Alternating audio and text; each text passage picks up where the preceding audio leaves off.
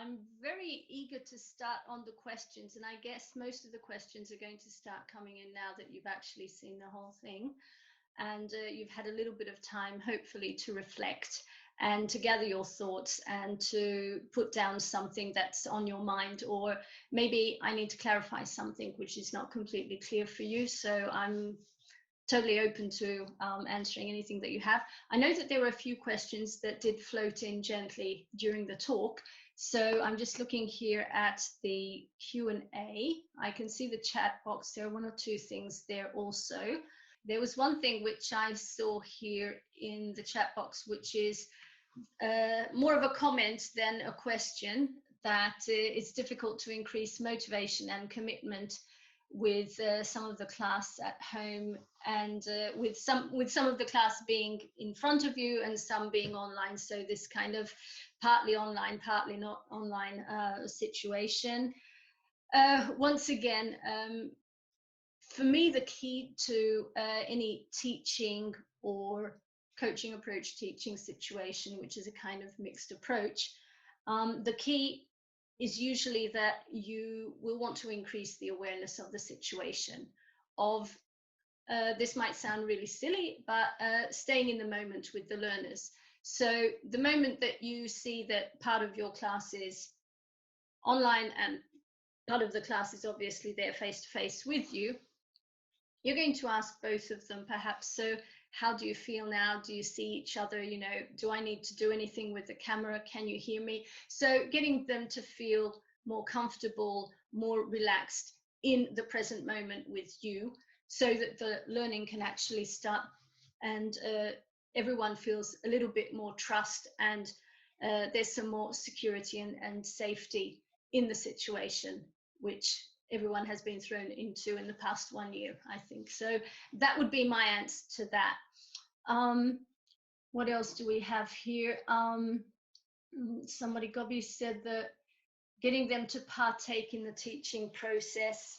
Yes, so I think many of you will have noticed that there are certain elements of coaching which you are probably already doing, and that's a great thing. What I think is important to highlight is that there are a lot of things from coaching which would come into teaching intuitively. The thing is how you handle and control what comes intuitively, so that it actually does build a very strong foundation for a coaching process. So just because you are using certain elements of coaching in your teaching intuitively does not necessarily make you a language coach. Okay, so there's a bit more learning to that. What else do we have here? Okay, nothing here. Then I'll have a look at the Q&A. And yes, Tatiana had two questions. I think they're kind of related to each other. So regarding the roles, so is a coach different to a teacher? Would that be a different kind of role? She actually says, is it a separate position or part of a language teacher's job to be a language coach? I would say that language coaching can be a part of a language teacher's work. As a professional, absolutely. I don't really see that there would be any issue with that. If we look at it from a professional point of view, I would say that a language coach is different from a language teacher, but a teacher can apply coaching practices. So it is possible to blend teaching and coaching, but you, as a professional, you have to be very aware of how and when and why you are applying coaching practices, coaching methodology, when you are actually teaching, when you are in, let's say you're in class at school, or you're in a language school, or you've got your private students, or you're working with business professionals, you know, in a corporate setting. So that can also happen. So you have to be very clear about which of these you're going to be using. So I think that kind of covers that. Also, to clarify the terminology, if possible, I've heard of language coaches, language advisors, tutors. Yeah, and I'd follow the list, mentors. That's also a popular kind of label that people call themselves, language professionals call themselves, all of them will be slightly different. Obviously, a coach is not a mentor is not a teacher. Each of them have very specific activities, goals, expectations towards the learner, and also for the learner to have different expectations for what a language coach does, an advisor does, a mentor does, a tutor does, etc. Okay.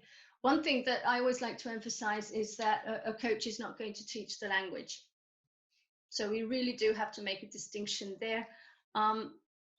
However, a teacher who uses coaching practices will probably intensify and increase the quality, maybe the speed even of their teaching. Okay, so that's why I like that approach of incorporating certain coaching practices in your teaching, because it's going to empower your learners, it's going to encourage them, and it's going to give them more success. So that's something that I think is really a useful distinction at this point. A question here is, how can learners have more control over content? Sorry. So I mentioned that as one of the 4 pillars of language coaching, right? So what you do with content. I think the most important thing is that the client, the learner, would want to feel a lot of trust in that they accept that they are able to contribute and bring something into the process in which they are learning the language, which is actually of use. And without any form of criticism. Many language learners, and I've worked with many language learners, they often come with this idea of, well, you're the teacher, teach me, you're the teacher, tell me what to do, which is absolutely fine. The issue here is it does increase that passivity, which we've talked about. So I was once, that was funny, I was once teaching at a business school and college, and the learners grew so accustomed to this kind of mentality that they kind of folded their arms and they said, okay, tell me what to do. And I was like, no way, no way, this is not going to work. This is not how I work with learners. So you do have to get involved. So that's something which I think needs to be addressed, and usually be addressed at the beginning of your collaboration. I call it collaboration, your collaboration with your learners, so that the responsibilities and the roles can be identified right from the start. That I'm very happy to teach you if I'm working as a teacher, but it does mean that you are expected to contribute as much as you can in terms of clarifying what your goals are, to working outside of class, you know, so you can put these together into a kind of agreement. And if you go to extremes, you can even get them to sign it, you know, and say, okay, yeah, this is what I'm promising to do. So that's something that would definitely be, would need a lot of focus. So the beginning. And I know it's something that some of the reflective questions that came up was that would you benefit from applying language coaching, and what kind of areas of teaching that would be in. I think that one of the things we need to look at is what kind of learner can be supported in language teaching and in language coaching. And one thing would be, if we look at it from a functional perspective, we're looking at learners who are not motivated to learn. So maybe the coaching itself, the coaching process, would be focusing on what is it that you need to get you a bit more motivated to be learning the language. Maybe somebody is really struggling, so they're not having enough success with their learning. So we could be addressing that as a key issue in the coaching process with that particular learner, or a group maybe who somehow have formed and they're not really making any headway with what they're doing. Maybe they feel lost, so they or the learner, one individual, does not have a particular goal in mind. I've had groups in corporate settings where the course has been paid for by the employer, but there's no particular goal for the learner to learn. And that is when the teacher brings in the full, if they just bring in everything, and it's not working because the learners are not particularly motivated. They don't have goals that they can, start working towards. So that's the very first thing that a language coach would need to address. So not kind of, shooting in the dark, but really trying to find out what is it that they could need in the future. And Gabi, can I just add or even ask something? Because what you are talking about really requires students to have some kind of vision or clarity regarding what they want. Yeah. So, and often learners want someone to help, as they don't know what they need to do, because if they knew, then they would just do it by themselves. Yeah.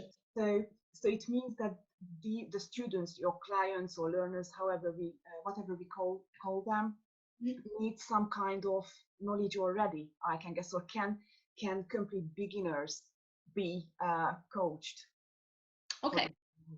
Two things here, and thank you for that question. One thing is that regarding the total beginners can be coached if they've already had some kind of language learning experience, so maybe in another language, because you can be looking at what experiences they have had in the past and what it is that they could transfer from those experiences, good experiences, of course. So what they could transfer into the future.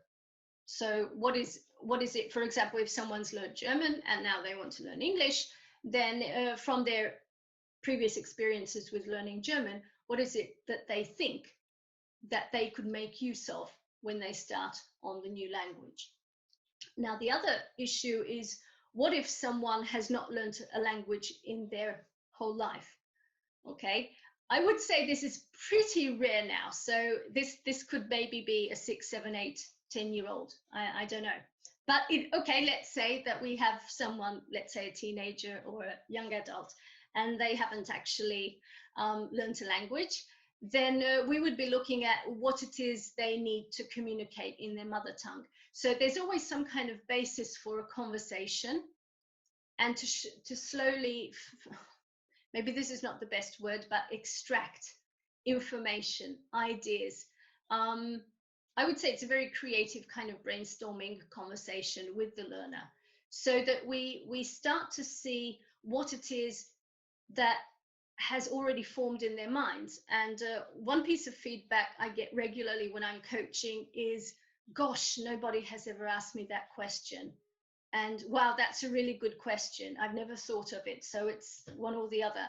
And both of these kind of reactions mean they make me feel really sad in a way, because it means that in all their life of language learning, nobody has addressed an issue which is actually very, very important for the learner. Okay, so when you ask somebody, how do you feel when you're learning the language, or what is it that you, in an ideal situation, would love to do as a language learner?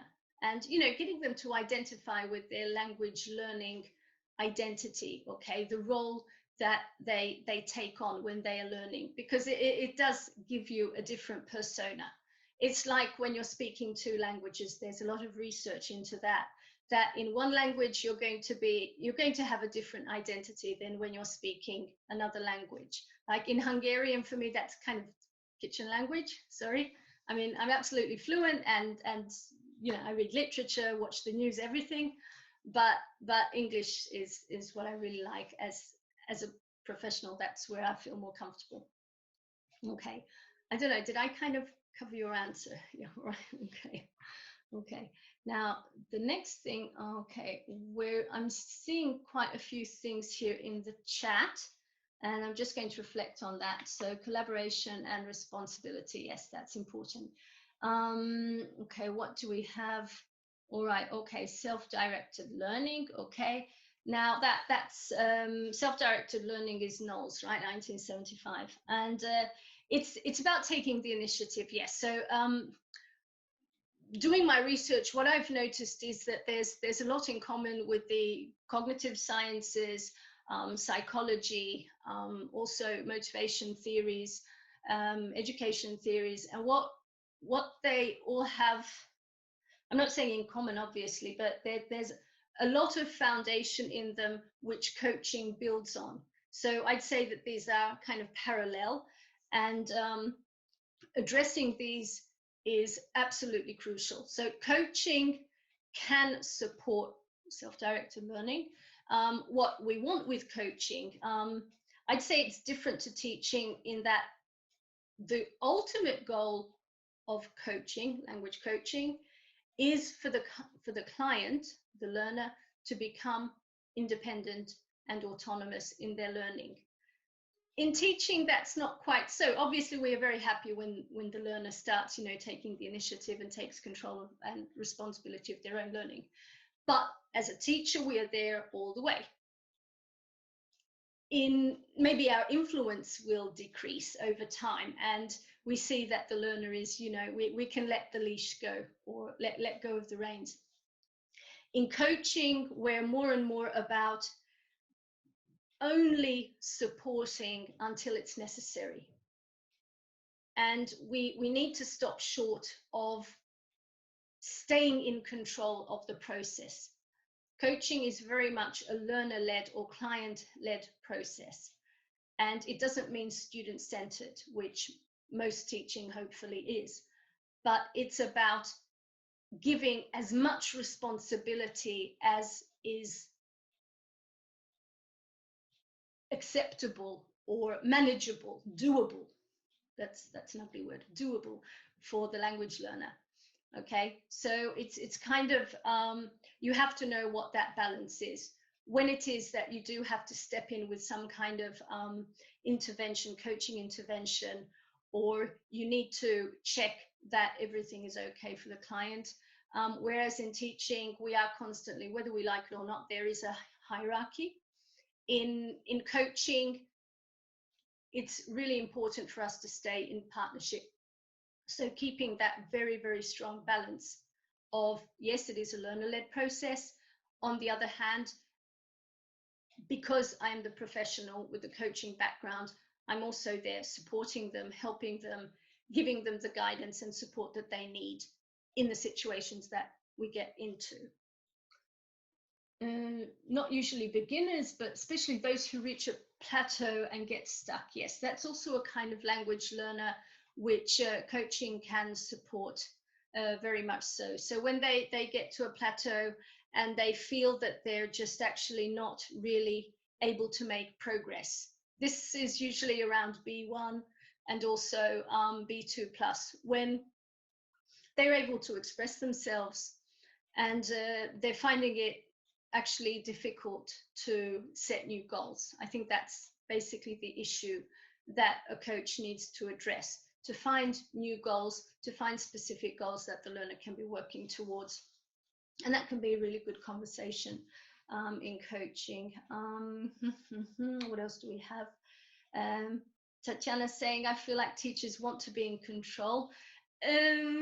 While in the coaching it's optional. I'm treading very carefully now. Obviously, most of you here are language teachers, maybe some language coaches here also.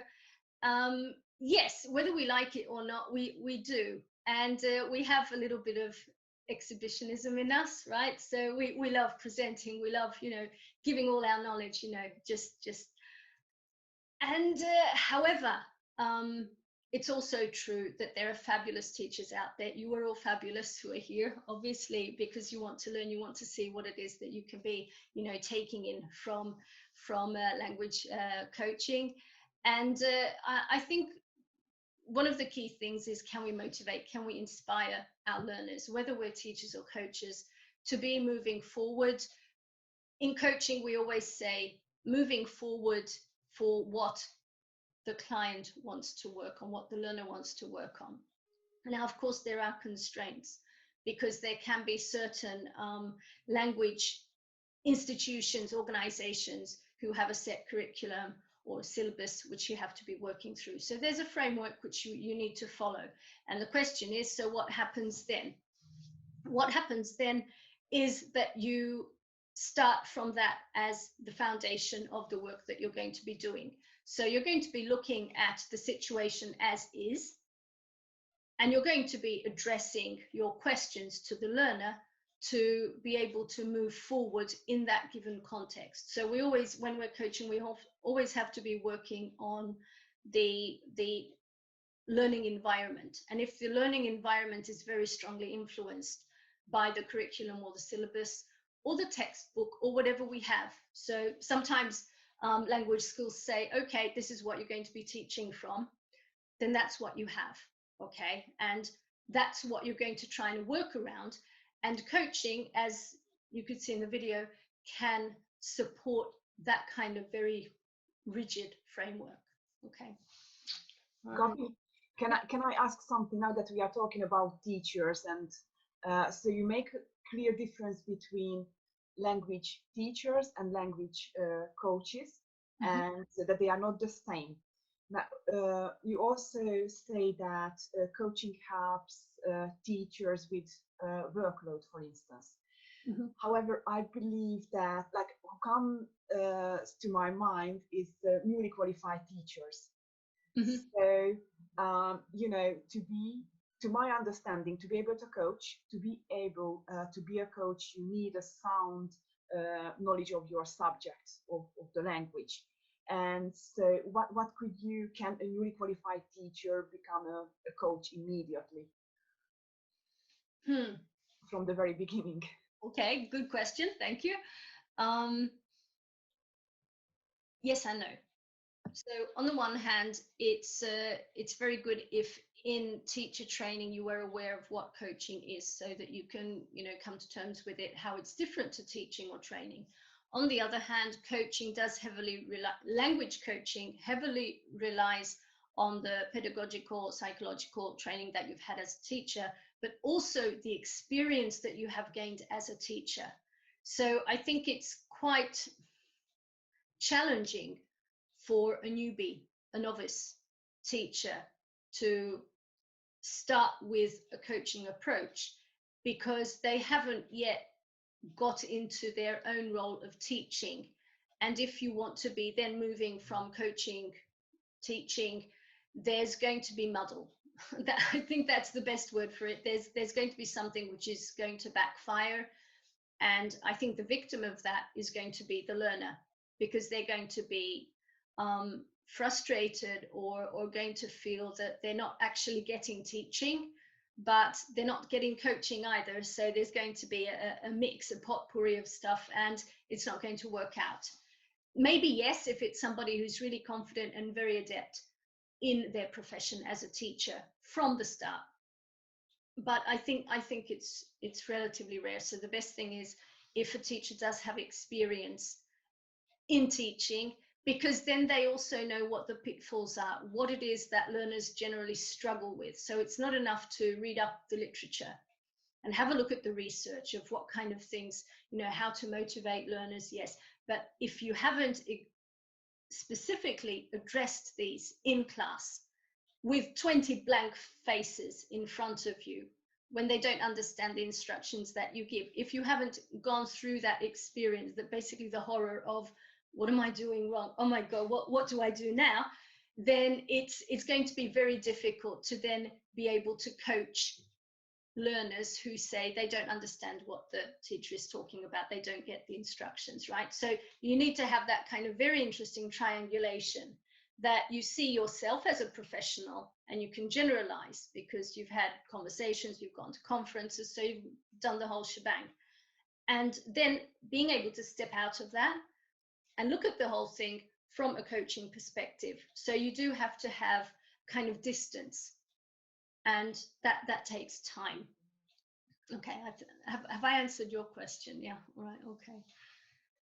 I'm just looking here. I'm going to go into the Q&A here. So what other areas, something I'm seeing here, what other areas language coaching can support beyond working with books? Okay. I think what it can look at, if we're looking at, it can help you, on the one hand, to decrease your preparation time. Okay, so I think that's something that we always need to address. You can be much more in a collaborative process with your learners. I'll give you an example. I think this was, for a teacher, it could have been quite frightening. Lesson planning, right? Sunday afternoon, you sit down and you've got all your plans to get ready for the week.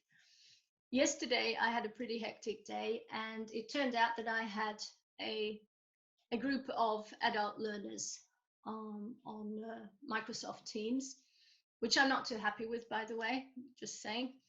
And I had all kinds of errands and tasks, and I didn't prepare absolutely nothing. This is the total trust that I would emphasize here. And 2 minutes to 4, I had corrected their homework. That was fine, and I sent it to them. So I kind of knew what we'd been doing previous lesson. I looked through my notes, and I went into class, and we started looking at the homework that the learners had written. It was, I don't remember the topic. I think it was for, what is it? How to interrupt in a meeting and how to react to that. So it was communication situations. And they wrote some interesting ideas, and then we started addressing those in class. And basically, I winged the 90 minutes, and it was a very nice process. I asked for feedback at the end of the session, and it just goes to show that it is possible. Of course, I had 1 or 2 things which I was able to bring into the class, but basically it was a completely spontaneous flow of our interactions with each other, and one led to another, one thing led to another, and that was the beauty of it. Of course, you can't do this every single time, but just once it was possible to do that. What you want is to build awareness. You can help with motivation. What else can you do? You can get them to understand their own roles and responsibilities, as I've said. I think one point that you want to be focusing on is that you want to check your language of instruction. And I think that is one place where your learners need to see a change. When we're teaching, we tend to tell learners what to do. But in coaching, we are going to give feedback and reflection, and we do use I statements to express what we are noticing in the given moment in the process of coaching. But primarily, we're asking a lot of questions, and in particular, open-ended questions, which leave a lot of time and space for the learner to address the issues that are on their mind. So that's something that you can be looking at. I think what can also be addressed with language coaching support is error correction. So that's always something which I think can be improved for everyone. So we tend to say, well, that's not correct. This is what you should say. So you have to use present perfect. Okay, so I think everyone has said that sentence. You have to use present perfect here. And then you go on and you explain why. In coaching, you would probably be looking at, I hear that you said, I have been to school yesterday. Okay, what do you notice about this sentence? What refers to time here? So you kind of start eliciting, you start facilitating a conversation in which you get the learner to focus on what is going on in the sentence, and then keep asking so that the learner actually explores the whole sentence from perhaps a different perspective than they would have, and lead them to find out that actually this sentence is not correct, but not tell them. Now, of course, you might think, well, this would take up a lot of time in class. Yes, it would. And you can't do it all the time. But occasionally you can just say, okay, let's stop for a minute. I'm noticing something here. Let's take a minute and focus on this now. And then you just go back into the flow of the lesson. But occasionally you can just do that tweak. Okay, so I know that time is always an issue because we have our lesson plans. I think also the classroom dynamics can change with language coaching, because we're very much accustomed to teachers setting out everything. So there's a lot of teacher to student interaction. Hopefully there's a lot of student to teacher interaction also.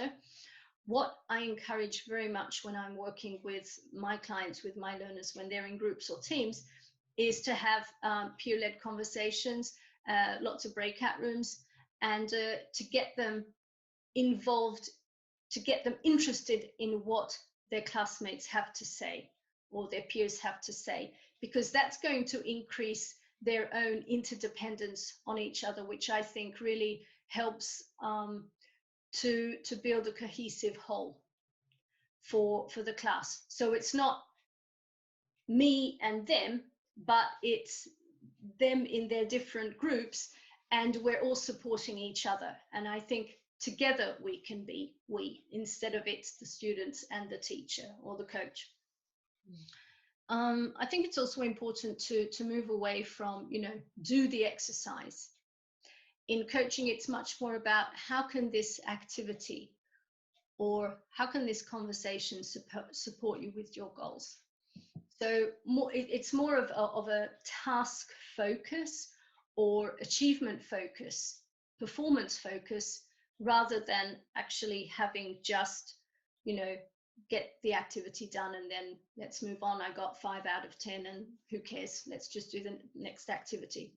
So increasing their engagement with what they're actually doing, I think that's pretty important. Okay.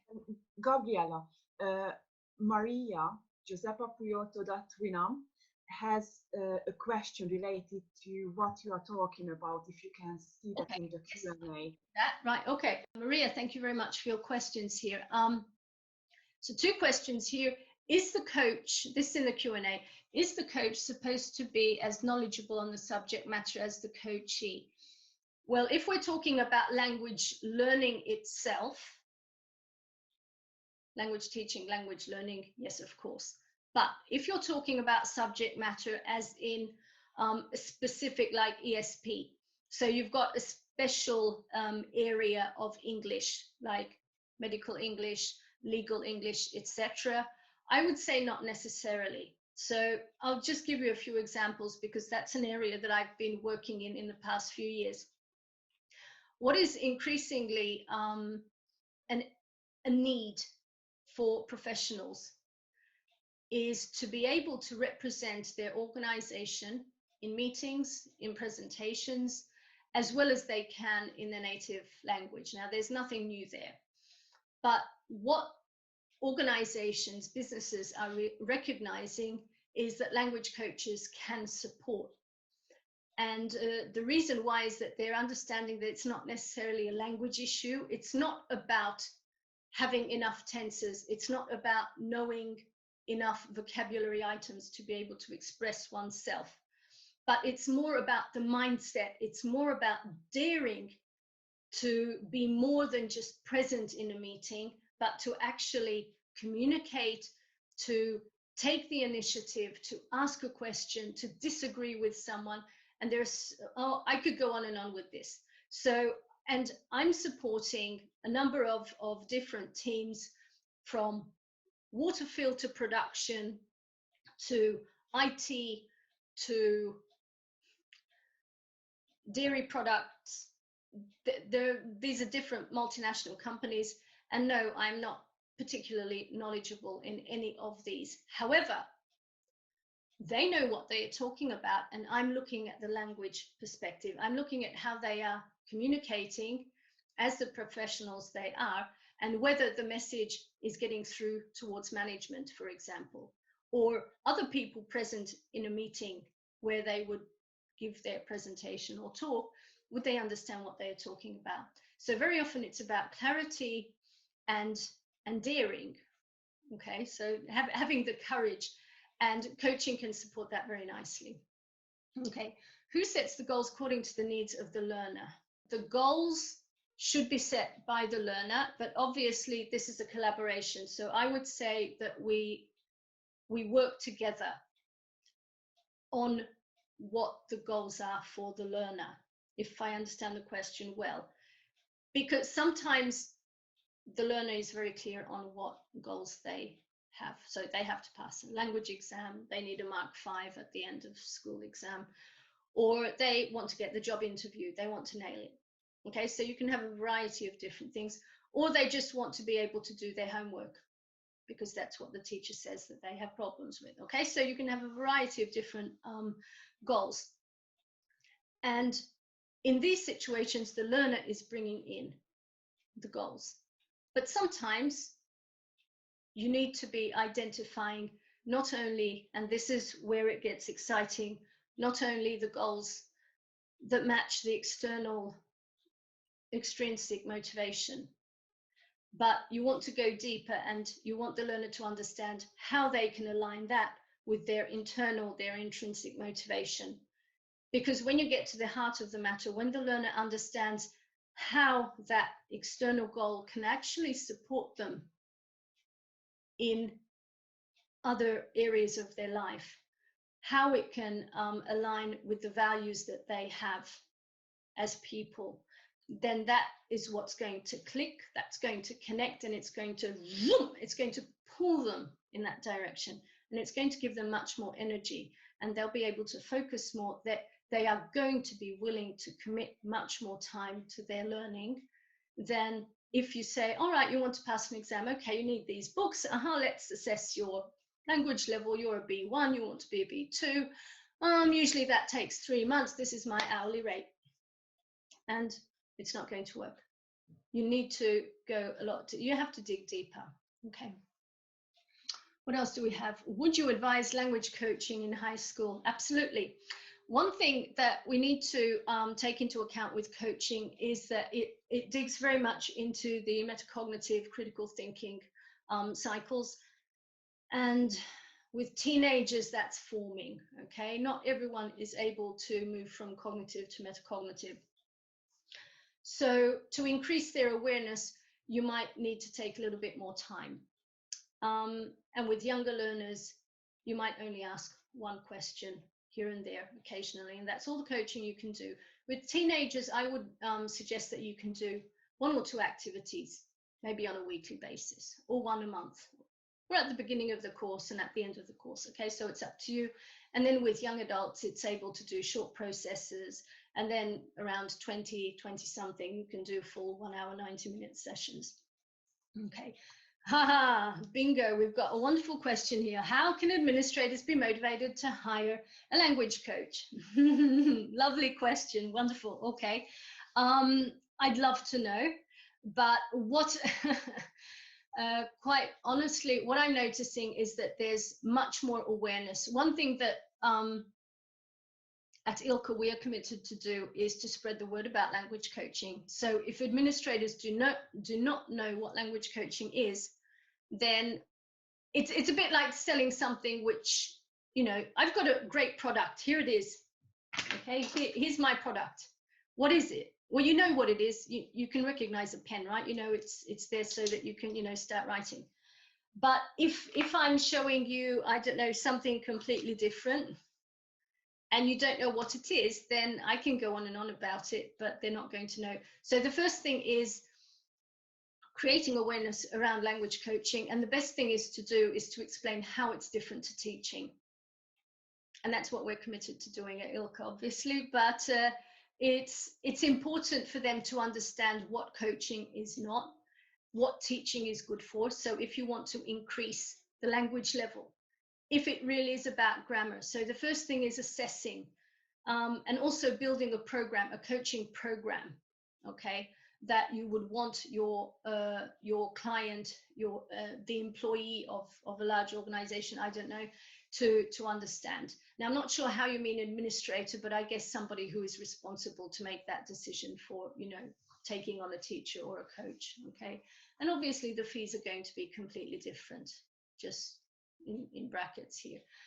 There's one last question here. What's the difference between a coach and a mentor? Now, a mentor is going to be absolutely more working with their experience and the experience of the mentee. Like in teacher training, I was very lucky. I went to Budapest Center for English Teacher Training, and we had wonderful teachers.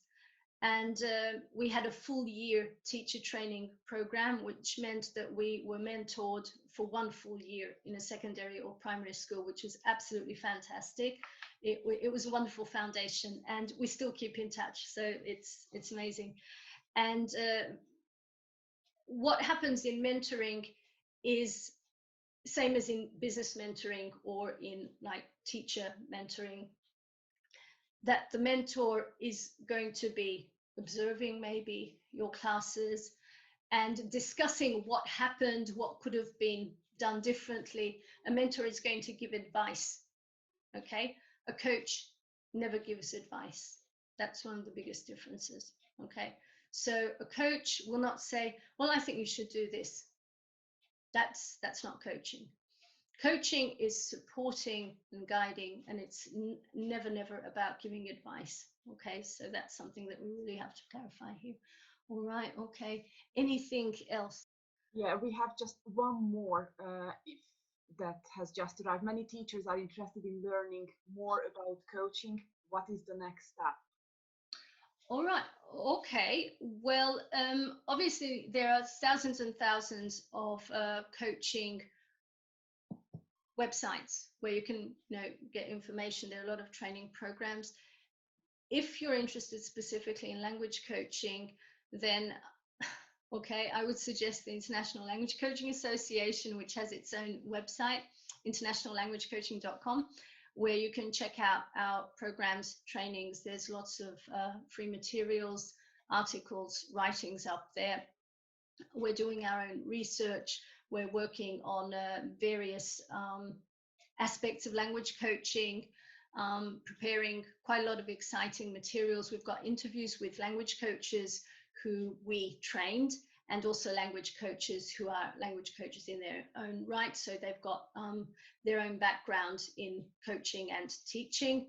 So there's quite a lot of food for thought there, and we've got monthly free events, etc. So we've put quite a lot of hard work into building that up. So that's one possibility. Of course, there are a lot of training centers, as I said. So if you want to get a general view of coaching, then there are many places where you can get going. So just make sure that it's something which seems certified, or it has the credibility, you trust them, and it's not only about the money for the training center. Okay, thank you everyone for being here, and I'm sure that we're going to meet again. So looking forward to the next invitation. Thank you very much everyone for the 90 minutes full attention. I could feel the energies coming towards me, and it was very uplifting. So thank you very much again.